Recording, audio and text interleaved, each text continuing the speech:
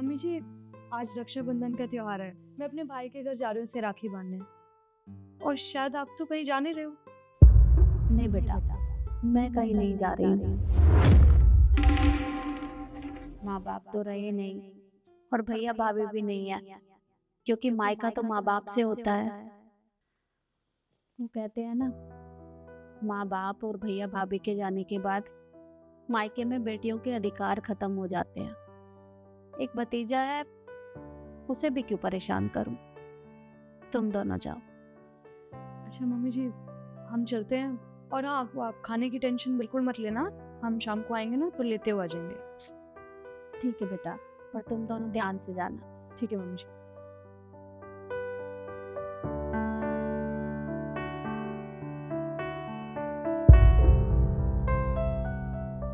बुआ जी नमस्ते। नमस्ते बेटा, खुश रहो। तो यहाँ बुआ जी आप मुझे एक बात बताइए, आज रक्षाबंधन का त्योहार है और आज आप घर पे नहीं आए। वो बेटा, घर पे भैया भाभी तो है नहीं और माँ बाप भी नहीं है, तो बस आने की हिम्मत नहीं हुई। बुआ जी आप कैसी बात कर रहे हो, मम्मी पापा तो रहे नहीं और अब आप ही हो उनके बाद, और आप भी ऐसे करोगे तो कैसे काम चलेगा। आपको तो घर आना चाहिए था ना। वो रिद्धि ना अपने मायके गई है, तरुण भी उसे लेकर गया है, तो बस अब घर में भी तो कोई चाहिए था, इसलिए मैं यहाँ रुक गई। इस वजह से नहीं आई। देखिए बुआ जी, बहाना बनाने की कोई ज़रूरत नहीं, आप हर साल आते हो। ऐसा कोई भी त्योहार नहीं है कि आप हमारे घर नहीं आए, और आप इस बार नहीं आए तो मुझे कुछ अच्छा नहीं लग रहा, इसीलिए मैं खुद आ गया। देखिए बुआ जी, कोई बात है तो आप मुझे बता सकते हो। नहीं नहीं बेटा, तू तो खामखा इतना सोच रहा है, ऐसी कोई बात नहीं है। देखिए बुआ जी, मैं खामोखा नहीं सोच रहा हूँ, मैं सही सोच रहा हूँ। अगर कोई बात है तो आप मुझे बताइए, मैं आपका भतीजा हूँ। आप मुझे नहीं बताओगे तो फिर किसे बताओगे।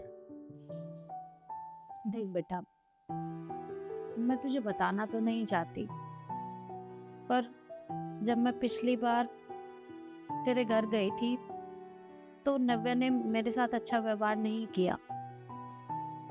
मैं तुझे बताती हूँ।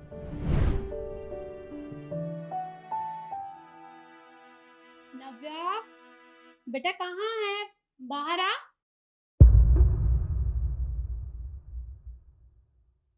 अरे बुआ जी, आप फिर से? नमस्ते। नमस्ते बेटा, कैसी हो? मैं तो ठीक हूँ, पर जहाँ तक मुझे याद है आज तो कोई तेज त्योहार है नहीं। होली, रक्षाबंधन, दिवाली कुछ भी नहीं है।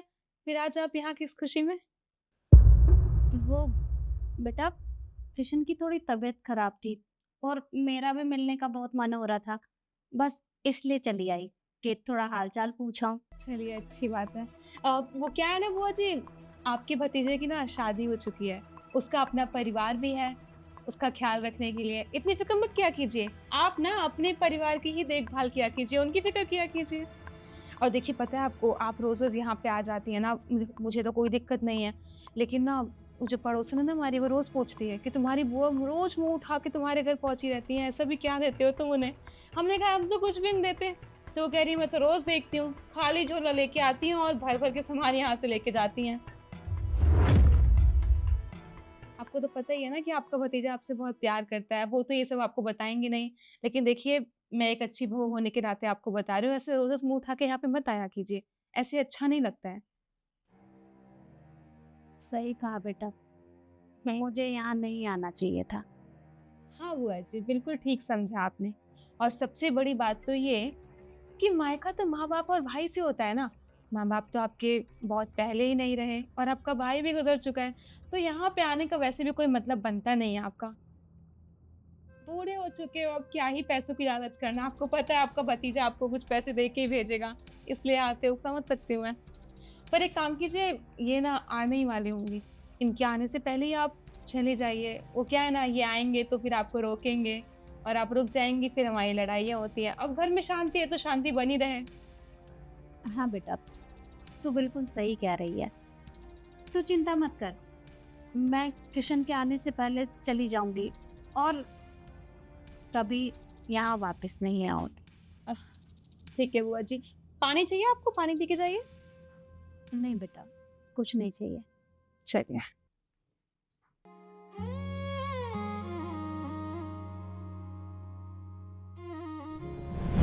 तो बस बेटा, इस बार आने की हिम्मत नहीं हुई।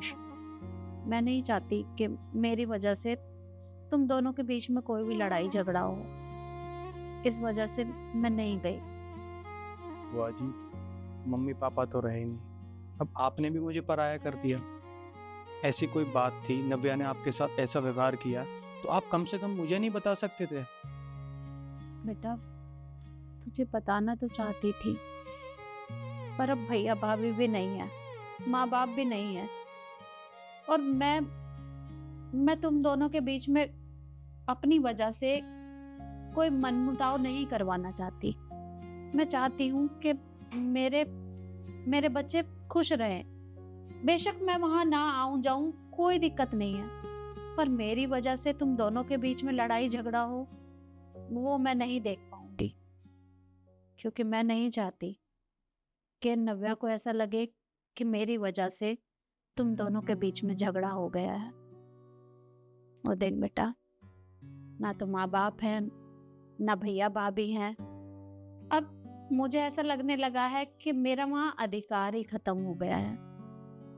तो क्या करूँ वहाँ जाकर? भाई, आप कैसी बात कर रहे हो? आप तो मुझे पराया कर रहे हो। मम्मी पापा के जाने के बाद आप ही तो मेरे अपने हो ना। और आप मुझे एक बात बताइए, आपके भाई नहीं रहे, मैं आपका भतीजा हूँ ना, तो आप मुझे तो राखी बांधो। आपने तो मुझे पराया कर दिया। नहीं नहीं बेटा, ऐसी कोई बात नहीं है।